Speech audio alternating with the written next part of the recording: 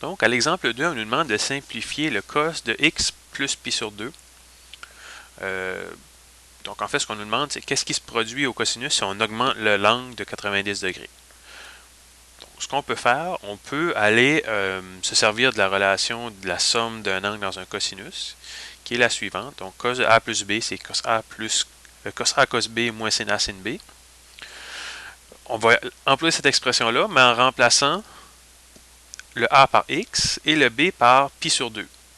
Et pi sur 2, c'est un de nos rapports particuliers, donc on pourra l'évaluer par la suite. Donc, première étape,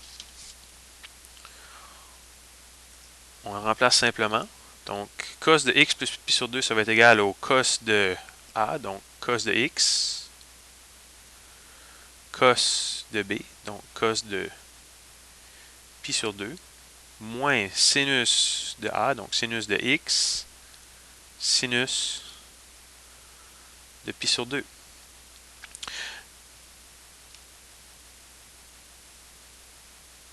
On a deux angles ici, qui sont des angles particuliers pour lesquels on connaît le rapport.